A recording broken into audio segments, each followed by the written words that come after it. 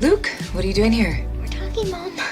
That someone who had accomplished as much as I have would be this young. But there sure is a lot of evidence on the other side. Remember that one character, the awkward addition or jarring twist that slowly made your favorite sitcom unwatchable?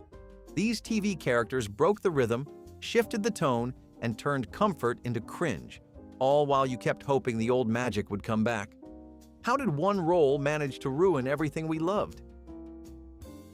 There is a special kind of sitcom move that everyone sees coming and still dreads. Bringing in a cute kid to save the show is one of the oldest tricks in the book. But when the Brady Bunch pulled it, they pulled it hard. Cousin Oliver showed up in the final season with a bowl cut, oversized glasses, and enough forced charm to make a laugh track flinch. He was 8 years old, precocious, eager to please, and completely out of sync with everything that made the Brady Bunch work in the first place. And that is the thing. The Brady Bunch was already built on kids. The whole concept was about blending families and managing chaos. But by the time season 5 rolled around, the original kids were growing up. Viewers were watching Marcia and Greg inch toward high school graduation, not finger paint. The producers panicked. Ratings were dipping. And instead of letting the show evolve, they tried to rewind it.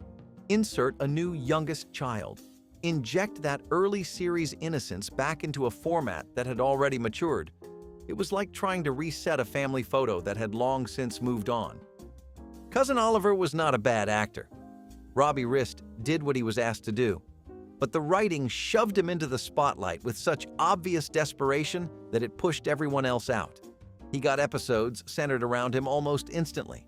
The original cast became supporting players in their own show. He was not integrated, he was inserted. The show never figured out how to balance the new tone. The kids were older, the family dynamics were more complex, and Oliver's wide-eyed optimism felt fake in a house that had already dealt with teen crushes, sibling fights, and even a football to the nose. It did not help that the audience saw right through it. People knew what was happening. The phrase "Cousin Oliver syndrome" was born, and it stuck. Now it lives in television history as shorthand for a last-ditch character that speeds up a show's decline rather than saving it. Shortly after Oliver was introduced, the series was canceled, not just because of him, but he became the symbol. The reminder that no matter how beloved a sitcom is, it can still break itself trying to stay young. In the end, Cousin Oliver was not the worst thing the Brady Bunch ever did. He was just the clearest sign it had run out of ideas and out of time. When a beloved show loses its main character, it faces a choice: close the story with dignity or try to keep going like nothing happened. That 70s show chose the second option, and Randy Pearson walked in to fill a space no one asked him to fill. Eric Foreman was gone. Kelso was gone. And the writers decided the basement needed a new guy. So in came Randy, tall, charming, and eerily unbothered by the fact that the show he just joined was falling apart around him. Played by Josh Myers, Randy was set up as the new central character. Kind of a mix between Eric's awkwardness and Kelso's confidence, but it never landed. The cast chemistry felt strained, like everyone was trying to smile through the silence. What made it worse was that Randy was given everything without earning it. He dated Donna. He hung out with the gang. He cracked jokes like he had always been there. But it felt empty, because there was no history behind it. Just a plug-in replacement where a real character used to be. The problem was not just Randy, it was what he represented. The show's identity had been built on years of awkward friendship, heartbreak, and coming of age. By season 8, the original story had ended. Trying to restart it with a new lead felt like showing up to a party that ended hours ago. Randy lacked stakes. He was too smooth, too easy. He did not fight with Red. He did not struggle with growing up. He just appeared, already comfortable, and somehow more well-adjusted than any character who had been there from the beginning. And fans noticed. Donna's sudden connection with him felt off. Jackie and Hyde's unresolved tension got buried. The basement felt like a set, not a hangout. What made that 70s show work was its imperfections, the awkwardness, the small moments. Randy was too polished for that world. He was a sitcom idea, not a real person. In the final episodes, even the writers seemed to lose interest. Randy faded into the background, like a dream the show regretted having. That 70s show had a strong run, but in trying to stretch it just a little further, it broke something. And Randy Pearson became the face of that final stumble. Not because he was the worst character ever written, but because he reminded us that some shows only work when the original weirdos are still in the room. When Michael Scott left The Office, fans knew things would change, but they still hoped the show would stay true to itself. Then, Nelly Bertram showed up with a British accent, an HR folder, and the uncanny ability to make every room go quiet. She was brash, loud, unqualified, and yet somehow she just stayed. Introduced as a possible candidate to replace Michael, Nelly was meant to be chaotic, unpredictable. Catherine Tate gave it her all, but the character never felt like part of the world we had spent 7 seasons falling in love with. Her presence broke the rhythm. The show had always been about misfits who accidentally made something work. Nelly felt like someone who had been dropped in from another genre entirely. Her jokes landed too hard. Her scenes never quite clicked with the awkward, slow-burn humor the series was built on. She did not compliment the cast. She disrupted it. Her energy was high volume in a room full of subtle tension. Even her reactions felt mismatched, like she was reading from a different script. Characters who used to feel grounded became exaggerated just trying to meet her level. And the more the writers tried to integrate her, the more she stood out for the wrong reasons. Worse, she was written into power. One episode, she is bombing in an interview. The next, she has stolen Andy's job and taken over the office. It made no sense, not in terms of logic or character development. And it erased Andy's arc in the process. Fans were confused, some were angry, and even the cast looked uncomfortable trying to build chemistry around her. The energy shifted, and not in a good way. Eventually, the writers softened her, gave her a tragic backstory, tried to paint her as lonely, misunderstood. But by then, the damage was done. She had bulldozed her way into the story, and in doing so, pulled it off course. There were still good episodes, still great moments, but they existed around Nelly, not with her. She was not the worst person on The Office, but she was the most jarring, a character that arrived at the wrong time, in the wrong way, for all the wrong reasons. In a show about underdogs finding their place, Nelly never really earned hers, and that made all the difference. For a show built around friendship, friends did not always know what to do with outsiders. Most side characters came and went, causing little damage. But Emily was different. Emily arrived with a wedding dress and a ticking clock and nearly took the entire show down with her. Introduced in Season 4 as Ross's new love interest, Emily felt like a change of pace. She was British, cultured, and surprisingly easy to root for at first. She had good chemistry with Ross, and after years of watching him pine, fall, and fumble, it was refreshing to see him with someone who liked him back. But then things moved fast. Too fast. In just a few episodes, they went from dating to engaged, and it felt off. Not because Emily was terrible, but because everything about her storyline pulled the show away from what worked. Ross had always been the awkward academic trying to win love in a group full of stronger personalities. But with Emily, he suddenly became decisive, bold, even selfish. Their relationship made him worse, not better. And Emily, instead of becoming part of the gang, stayed at the edges, uncomfortable, often critical, and clearly never fitting in. She never shared the couch. She never had a moment with Monica, a side joke with Chandler, or a vulnerable scene with Joey. She was Ross's storyline, and that is all she ever became. And in a show where chemistry was everything, she never once felt like she belonged to the rhythm. Even her jokes landed with hesitation. The real turning point came at the wedding. Ross said the wrong name, Rachel. In one moment, everything shattered. But instead of letting that be the end, the show dragged the relationship on through episodes of distrust, jealousy, and control. Emily demanded Ross stop seeing Rachel. She wanted him to cut off half his support system. She became possessive, angry, and eventually cruel. And the audience turned on her. Because Friends worked best when the characters supported one another, Even when they made mistakes, Emily's presence turned Ross against the very people who made him bearable. She was never part of the chemistry. She was an interruption. And it is not just that fans disliked her. The writing stopped liking her too. Jokes became colder, scenes more uncomfortable, and when Emily finally disappeared, it was with a sense of relief. But the damage had been done. For a stretch of time, the show had twisted itself into knots trying to justify a relationship no one believed in. Emily was never going to work on Friends, because she was never part of the Friends. She did not ruin the entire series, but she did leave a crack in the middle of it, and that crack never quite closed. At the start of That 70s Show, Jackie Burkhart was the girl you loved to hate. Self-absorbed, shallow, and perpetually dramatic, she was a perfect foil to the laid-back energy of the group. But over time, she grew. She showed vulnerability, loyalty, and eventually, you saw why Hyde fell for her, why the group tolerated her, and how someone so loud could also be surprisingly kind. But then, the final seasons came, and Jackie, like the show around her, unraveled. By season 7, Jackie and Hyde had one of the most interesting arcs in the show.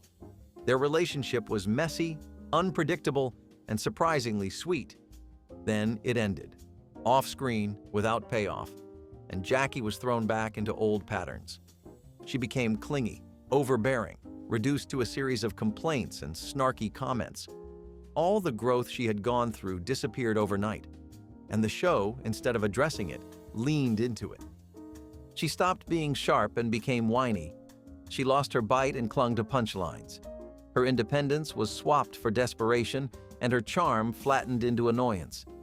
What made her layered became one-dimensional again. And the audience, who had come to root for her, watched her spiral into parody. In the final season, Jackie dated Fez. Fez, the perennially friend-zoned comic relief, suddenly became the romantic lead. And Jackie, once a sharp, complicated character, was written like someone who had lost every ounce of self-respect. The chemistry was not there. The pacing was forced. And longtime fans were left wondering why Jackie had regressed so completely. It felt like the writers did not know what to do with her, so they made her smaller, quieter in substance, louder in tone, a punchline instead of a person. And that is what hurt the most. Jackie had earned her place. She had survived Kelso, endured Hyde, and fought to be taken seriously in a group that often dismissed her. But in the end, she was flattened out, turned into a reward for another character's arc instead of having one of her own. By the series finale, Jackie's presence felt like an afterthought. Her relationships were unresolved, her future unclear, her personality barely recognizable. It is not that Jackie ruined That 70s Show, but the version of Jackie in those last episodes, that version chipped away at everything the show had built. When a sitcom runs long, characters change. But Jackie did not evolve. She evaporated. And all we were left with was a shell of someone who used to shine. In the early seasons of Full House, Kimmy Gibbler was perfect, not in the polished, lovable way, but in the annoying, overbearing, yet strangely loyal side character way that sitcoms thrive on. She was the neighbor who never knocked, the friend who wore neon spandex unironically, and the outsider who always wanted in. And it worked, because Kimmy was not the center of the story. She was the chaos floating around it. Her weirdness highlighted DJ's normalcy. Her presence added color, energy, and just the right amount of cringe. But as Full House moved into its later seasons, something shifted.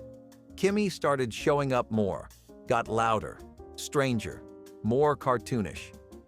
The writers leaned into every odd trait and cranked it up. Her laugh got weirder. Her entrances became broader. Her role stopped serving the plot and started serving the audience's expectation of, what will Kimmy do now? It was no longer character-driven, it was character-contained. She became a punchline machine, no longer just quirky, now aggressively bizarre. Her fashion got wilder. Her jokes leaned harder into absurdity. And slowly, the layers she used to have, her insecurity, her loyalty, her humanity, got buried. She became that sitcom trope, the character who exists only to be mocked. The writers stopped treating her like a person and started treating her like a setup. For the Tanners, Kimmy was a rolling eye joke. For viewers, she became exhausting. Even DJ's friendship with her began to feel unbelievable. Why would someone so grounded continue to hang out with someone so disruptive? What used to feel like childhood loyalty started to feel like an act of mercy. By the final seasons, every time Kimmy entered a scene, it signaled one thing. Here comes another joke, another voice, another distraction. And as the show dealt with heavier themes, puberty, death, growing up, Kimmy stayed stuck in slapstick. She was not allowed to change, not allowed to grow, not allowed to be anything but weird, which is a shame, because early on, there were moments. Glimpses of a girl who felt left out, who wanted to be loved, who tried way too hard to be accepted. But those moments faded. Kimmy Gibbler, once the perfect side dish to Full House, became too much of the meal, and it left a weird aftertaste. She did not ruin the show single-handedly, but she reminded us what happens when a sitcom lets a character get louder instead of deeper. Cody Lambert was never meant to be the heart of Step by Step. He was the cousin in the van, the wild card in the driveway, the comic relief who lived just far enough outside the house to avoid responsibility. But for a while, that is exactly why he worked. He was different, but not in the way that upset the balance. Cody was goofy, yes. He talked in surfer slang, dressed like a mix of California skater and garage sale leftovers, and treated every day like he had just woken up from a dream. But early on, there was something disarming about him. He was kind, loyal, weird in a way that made the show feel just a little looser, a little more fun. And the audience responded. He quickly went from side character to fan favorite. The show leaned into it. Suddenly, Cody was not just showing up, he was carrying plot lines, babysitting, giving advice, doing stunts in the backyard. And at first it worked, but success brought overexposure. Cody went from refreshing to repetitive. Every scene became a chance to remind you just how Cody he was. His personality turned up to 11 even when the scene didn't need it.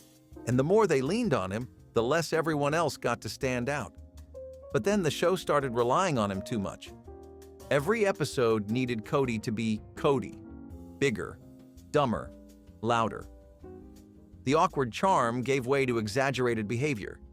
He became a caricature of the character he once was, and the more the writers pushed, the more it broke what made him lovable. He stopped feeling like a real person. The other characters evolved, went to school, got jobs, dealt with growing pains. Cody stayed locked in time, still clueless, still living in his van, still saying things that made less and less sense. Worse, his increasing screen time came at the cost of everyone else. Rich character moments got traded for physical comedy. JT and Dana's dynamic faded. Carol and Frank's parenting arcs thinned out. And the show, which started as a sweet look at blended family life, shifted into something much more cartoonish. Then, in a move that shocked fans, Cody was abruptly written out, without warning, without a real exit. Behind the scenes, legal issues with actor Sasha Mitchell led to his removal. On screen, the show just moved on. But the damage had already been done. Cody had become too big a presence, too central to the show's identity. His absence created a vacuum, and the show, which had been slipping already, never fully recovered. Cody Lambert was never supposed to carry Step by Step, but for a while, he did. And then he became the reason it stumbled. Because even a fun character, if leaned on too hard, can tip the balance. And in the end, Step by Step stopped being a family show with a funny cousin. It became the Cody Show, and no one signed up for that. In a show as grounded and unfiltered as Roseanne, character chemistry was everything. You could not fake it. Every moment, every eye roll, every fight, every hug had to come from a place of truth. That is why Leon stuck out. Played by Martin Mull, Leon first showed up as Roseanne's uptight boss. He was clipped, sarcastic, overly formal, a neat contrast to Roseanne's brash, no-filter personality, and that dynamic had real potential. Their early scenes were tense, but funny. They had friction, but also mutual respect. But then Roseanne made the classic sitcom mistake. It mistook proximity for depth. Leon went from an effective side character to a series regular almost overnight. The writers started forcing him into group scenes, giving him punchlines that did not fit, and wedging him into spaces where he did not belong. His rigidity stopped being a character trait and became a brick wall. And in a show that thrived on lived-in messiness, Leon felt like he had walked in from a different script entirely. He was more stagey than everyone else. His lines felt written, not spoken. And when placed in emotional scenes, Leon seemed like a character who had wandered in from a sketch comedy show. He could not match the rhythm of people who had spent years together. Instead, he slowed everything down. The core cast, Dan, Jackie, Darlene, Becky, felt like family. Leon felt like a guest lecturer who never left. He was often paired with Nancy in scenes, and their dynamic was meant to show contrast. Him, logical and dry, her, impulsive and emotional. But it never really worked. Instead of anchoring new stories, Leon started dragging down existing ones. His presence shifted the tone. Conversations that should have been real became joke setups. Arguments that should have mattered got diffused with one-liners, and it chipped away at the show's emotional edge. What made Roseanne brilliant was how ugly it let itself be, how awkward and raw and deeply unpolished it was. Leon, on the other hand, always felt scripted. Even his storyline with Scott, meant to offer representation at a time when few shows did, never fully connected. It felt progressive, sure, but it also felt like an insert. Like the writers wanted credit for inclusion, but did not know how to give those characters the same depth as the rest of the cast. And while Martin Mull is a talented actor, the writing never gave him the space to explore Leon beyond his surface. He remained a snob, a cynic, a running joke. Eventually, Leon faded from focus, but not before taking a chunk of Roseanne's grounded tone with him. He reminded us that not every supporting character needs to be elevated. Some are better left in the margins, where they can do the most good. Leon did not ruin Roseanne, but he slowed it down, dented its rhythm, and stood as proof that even great shows can misread the room. There is something delicate about a show like The OC. It thrived on big emotions, fragile relationships, and that perfect mix of glamour and dysfunction. And for 3 seasons, it mostly held that balance. Then came Caitlyn Cooper. We had met her before, briefly. A bratty kid, gone off to boarding school. A background character more talked about than seen. But when she returned in season 4, she was older, recast, and written to shake things up. And that she did. Willa Holland stepped into the role with attitude. Caitlyn was sarcastic, rebellious, emotionally detached, a sharp contrast to Marissa's emotional intensity. But it was not just the character that was different. It was the tone. Caitlyn's presence made the show feel colder. She was calculating where others were raw. She schemed where others stumbled. And while the OC had always made space for flaws, Caitlyn's version of teen drama felt scripted, not felt. Instead of deepening the show's heart, she took the air out of it. The writing leaned hard into her mean girl persona. She got more screen time, more storylines. But most of them felt like distractions, petty feuds, manipulations, shallow relationships. Her arcs lacked the emotional depth that defined earlier seasons, and in a show still mourning the loss of Marissa, Caitlyn felt like a poor substitute. She was not vulnerable. She did not seem changed by grief. She just showed up, took the spotlight, and started stirring chaos for chaos's sake. Even when the show tried to soften her, moments with Julie, attempts at introspection, they never stuck. Because the groundwork had not been laid. We were told Caitlyn mattered, but we were never really shown why. More than anything, she disrupted the chemistry. The core cast, Ryan, Seth, Summer, Sandy, shared history. Caitlyn was always just outside of it. She flirted with that circle, but never became part of it, and when the OC was canceled after season 4, fans did not blame Caitlyn alone, but they saw her as a sign that the show had lost its footing, that it was chasing edge instead of heart. Caitlyn Cooper was not a bad character. She just arrived too late, with too little care. And on a show built on fragile beauty, her edges were too sharp to fit. There are background characters who become secret favorites: the oddball, the underdog, the guy you do not notice at first but eventually grow to love. Scrubs had a few of those, but Ted Buckland, the hospital's nervous, sweat-stained attorney, was a rare case where a side character was given so much rope that eventually he tangled the tone. In the early seasons, Ted was comic gold. Played with perfect anxiety by Sam Lloyd, he was a bundle of slouched shoulders, shaky voice, and dead-end hope. He got yelled at by Dr. Kelso. He lived with his mother. He conducted a surprisingly good a cappella group in his free time, and it worked, because it was background noise, a sprinkle of weird in a show already built on the surreal. But then something changed. As Scrubs leaned further into its mix of slapstick and sentimentality, Ted got more screen time.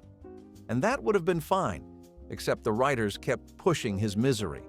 They exaggerated every tick, every stammer, every scene of him being humiliated until he no longer felt like a person. He became a punchline loop, stuck in permanent defeat. At some point, it stopped being funny. Ted's pain was no longer abstract or quirky. It was constant and oddly cruel. The other characters treated him like a joke, but the show never gave him enough dignity to push back. And unlike Janitor, who reveled in his chaos, or Kelso, who eventually softened, Ted just suffered, over and over again. Even the moments that should have been breakthroughs, like his relationship with Gooch, the ukulele-playing musician, felt disconnected. The writing never gave Ted enough emotional grounding to make his evolution believable. It was more like a pity subplot than actual growth. And while Scrubs was no stranger to big tonal swings, Ted became the character who threw off the rhythm the most. His scenes would follow moments of intense drama, cancer diagnoses, death, heartbreak, and suddenly here was Ted, crying in the elevator or fainting at his own reflection. By the later seasons, it felt like the show did not know what to do with him anymore. He had no real arc, no purpose beyond sad guy in a bad suit, and while other characters matured, moved forward, Ted remained stuck in misery. The problem was not that Ted was too weird. Scrubs thrived on weird. The problem was that the show stopped treating him like he mattered, and when that happens, when a character is all quirks and no core, they stop adding to the story. Fans still loved him. That much is true. But they loved him the way you love a mascot, not the way you root for a character.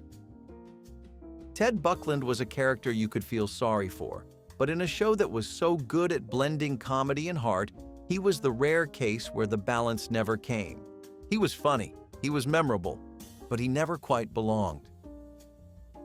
In almost every family sitcom, there comes a time when the writers panic. The kids grow up, the dynamics shift, and the producers decide the answer is to bring in more young energy. For Growing Pains, that answer came in the form of Mike Siver's ever-changing, ever-cringy circle of friends. Mike, played by Kirk Cameron, was the show's resident rebel. He got bad grades, chased girls, made dumb jokes, and yet, somehow, he remained likable. Because he was surrounded by grounded characters. His family called him out. His best moments happened when he grew, even just a little. But then came his friends. At first, they were fine, generic high school buddies who existed in the background. But as the seasons progressed, the show started pulling them into the spotlight. And what had been harmless comic relief suddenly became an anchor on the entire tone of the series. These guys were loud, one note, often painfully unfunny. They pushed Mike further into caricature, turning him from mischievous teen into full-on goofball. And they brought nothing with them. No tension, no conflict, no stakes, just noise. Characters like Eddie and Boner, yes, that was really his name, were written to be punchline machines. And for a while, that worked. But when they started getting full episodes built around their antics, things began to unravel. Mike no longer had emotional arcs. He had sitcom messes to clean up, bad dates, dumb scams, failing tests. And the emotional weight that had once made Growing Pains work got traded for high-fiving and pratfalls. What made it worse was how little they added to the overall structure. Unlike side characters in other sitcoms, Kimmy in Full House, Newman in Seinfeld, Mike's friends did not challenge him. They encouraged his worst habits, and the show never made him reckon with it. Even as the Sivers tackled real-life issues, teen drinking, peer pressure, academic pressure, Mike's friends remained stuck in sitcom limbo, frozen in immaturity. They were meant to show what could go wrong. Instead, they just made everything feel cheaper. Eventually, they were phased out. New faces came in. The show tried to course correct. But for a while, Growing Pains lost sight of its balance, and Mike Siver, once a lovable screw-up, became a caricature of what had made him good in the first place. Not every bad character ruins a show. Sometimes it is the bad influence that does.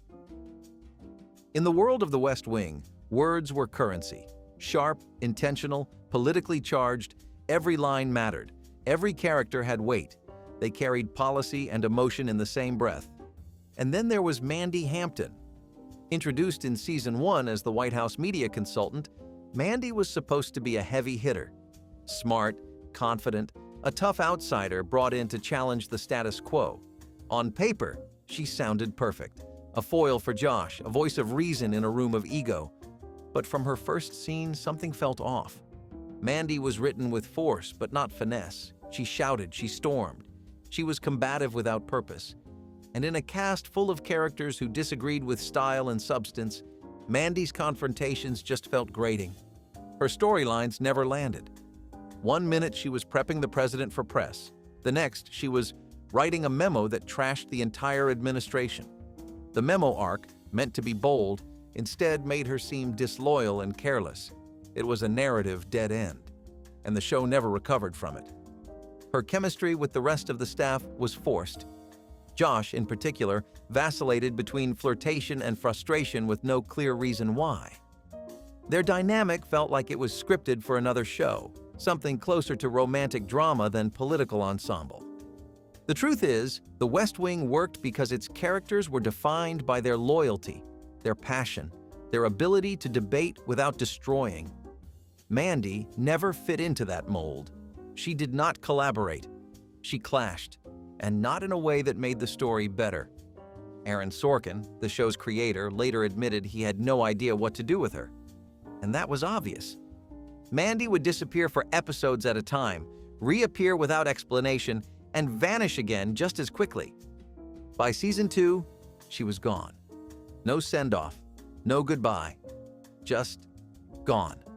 And no one mentioned her again. Fans coined it "getting Mandied," a character erased without explanation. And even in a show known for its pacing, the silence around her departure spoke volumes. Mandy Hampton did not ruin The West Wing, but she disrupted its rhythm.